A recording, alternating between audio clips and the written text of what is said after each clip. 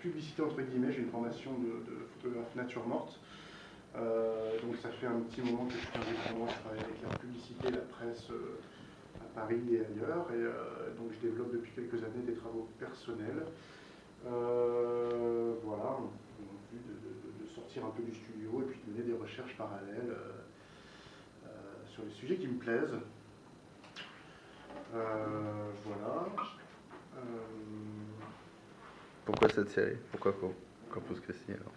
Pourquoi les églises modernes, par exemple? Je trouvais que j'étais intéressé déjà à la base par l'imagerie religieuse que je trouvais intéressante, même si elle est un peu austère, voire un peu désuète parfois, et je trouvais que la replacer dans un contexte moderne par rapport à l'image qu'on en a, je trouvais le décalage ou l'anachronisme, entre guillemets, intéressant. Et ce qui m'intéressait aussi, c'était les réactions qu'avaient pu susciter de telles architectures dans un milieu très classique, très fermé, tel que la religion ou le christianisme. Donc réaction un peu véhémente d'une partie du clergé, de certains architectes et des adeptes qui trouvaient qu'une telle architecture n'avait pas sa place dans le domaine religieux. Donc je trouvais que tout ça faisait qu'il y avait matière à se lancer dans le sujet.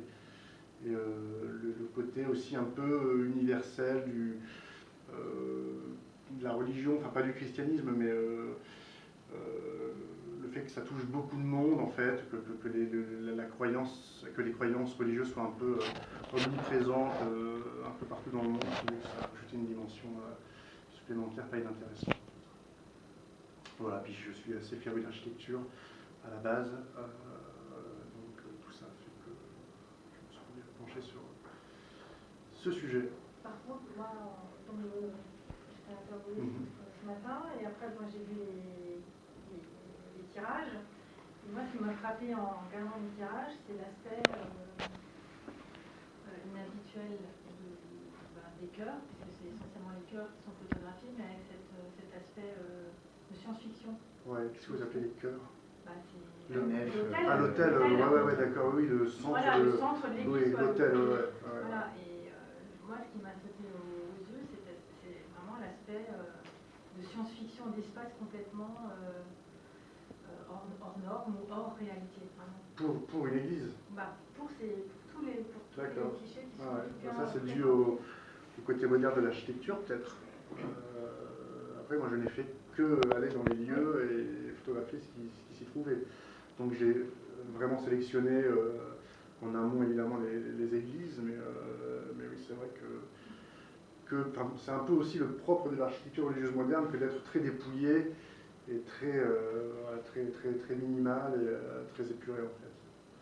Bien que, selon les églises, on trouve des choses un peu plus chargées. Mais il y a quand même une constante un peu minimaliste. C'est ce que je recherchais aussi, moi, dans le sujet. Les églises en béton, après-guerre, c'est une caractéristique qu'on retrouve souvent dans ce type d'édifice religieux, en fait.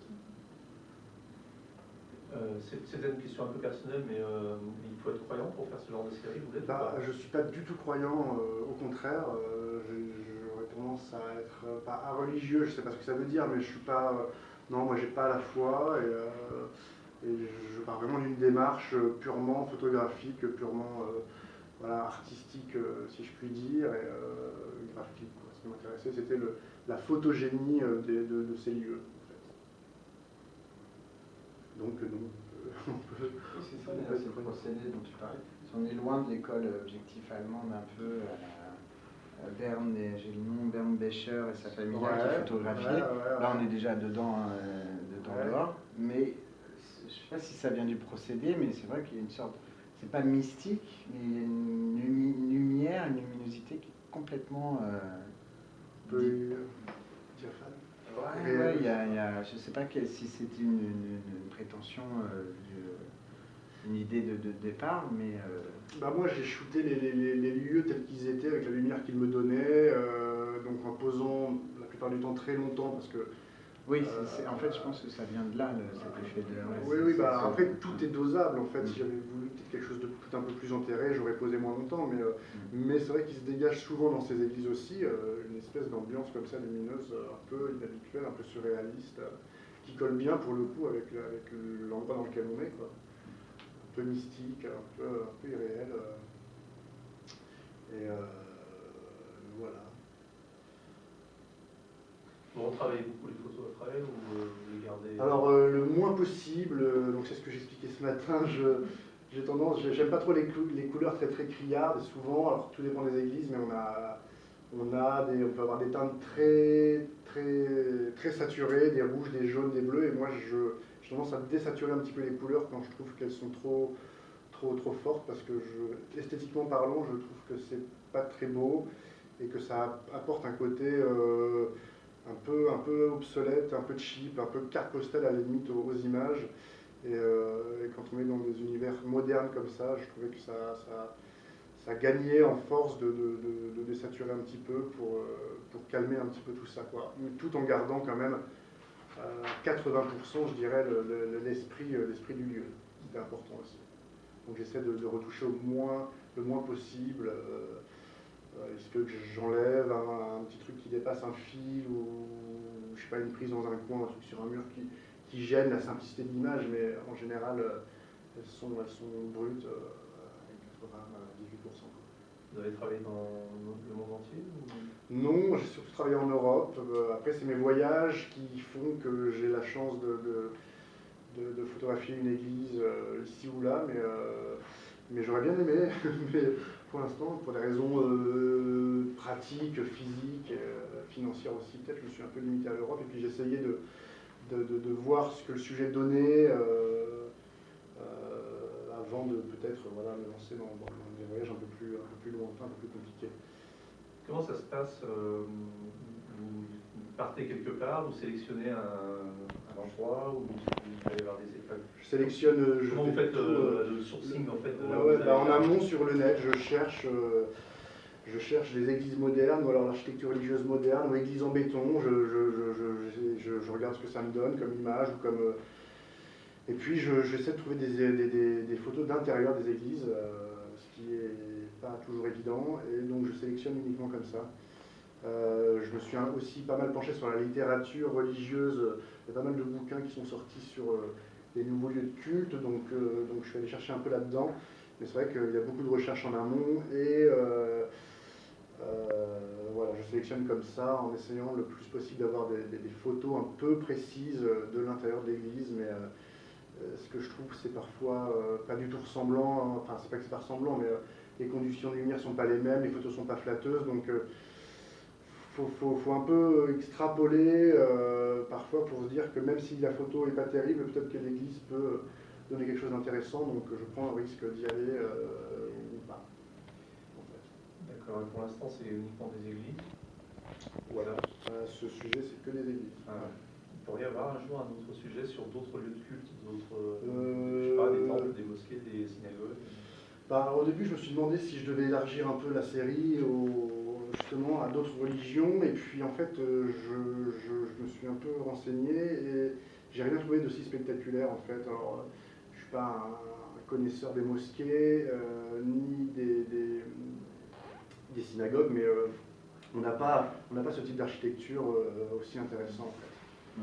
Rien d'aussi moderne, rien d'aussi remarquable dans les formes, c'est beaucoup plus classique. Donc moi ça m'intéresse moins. Mais si ça avait été des églises protestantes ou d'une autre religion, je veux dire, j'y serais allé aussi, quoi. C'est pas c'est catholique. Et il y a une vraie créativité en fait dans les nouveaux lieux de culte qu'il n'y a pas dans les synagogues, je trouve, et dans les mosquées en fait. Et la recherche de la lumière probablement. Ouais, souvent les architectes conçoivent les espaces. La lumière est primordiale en fait. Donc moi je fais avec ce que je trouve sur place. Évidemment je rééclaire rien, ce serait trop compliqué. Donc voilà, j'espère à chaque fois que l'église a suffisamment de lumière et que c'est déjà un peu beau avant d'arriver, quoi. Et ça impose un temps de présence important. Est-ce qu'il y a déjà une preview sur place, pour chaque église, je passe 1 heure maxi, quand même. ça peut paraître assez simple, comme c'est le cadrage est un peu systématique, frontal, centré, symétrique. Voilà, voilà. Donc le cadrage est assez vite fait, en fait, mais bon, comme j'attache pas mal d'importance à être vraiment symétrique, enfin, il se peut que quand même je passe un quart d'heure, 20 minutes à peaufiner mon cadre et à jouer des molettes. Du shoot n'est pas choisi en fonction de la lumière possible. Non, l'heure du shoot est choisie en fonction de l'arrivée du train en gare de telle ville et voilà. Et s'il fait un temps pourri dehors, je le fais avec, et s'il y a du soleil. Et parfois le soleil est plus gênant qu'un temps couvert, par exemple. La lumière qui passe par les vitraux n'est pas spécialement, n'est pas systématiquement agréable ou esthétique. En fait. Et là on parle d'église contemporaine, en mettant, tu n'as pas eu l'idée aussi d'élargir, en remettant ta série par rapport, parce qu'en prenant ces lieux vides et la même structure, je pense que... Moi, mon postulat de départ, c'était la religion dans la modernité. Je suis quand même allé, il y a des églises qui datent de 1930, en fait, dont une à Bâle, qui est la première église dite moderne de Suisse. Mais après, je trouve qu'on n'est plus assez moderne au niveau de l'esthétique et même visuellement, on sent que c'est moins après-guerre, quoi, dans le choix des matériaux, dans l'agencement des églises. Donc, encore une fois, on retombe dans un côté un peu plus classique qui m'intéresse moins. Voilà. Mais j'ai pas pu faire l'impasse sur des églises qui dataient entre 30 et 40, en fait.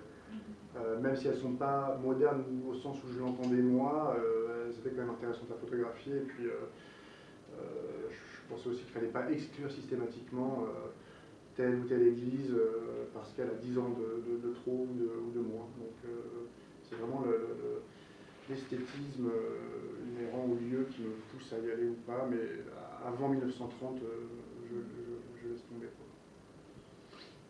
Et encore, c'est très tôt, 1930, c'est presque trop. Voilà. Surtout après-guerre, mais bon. Voilà. Historiquement, il y a aussi des choses à modifier. Enfin, c'est aussi intéressant de shooter des églises.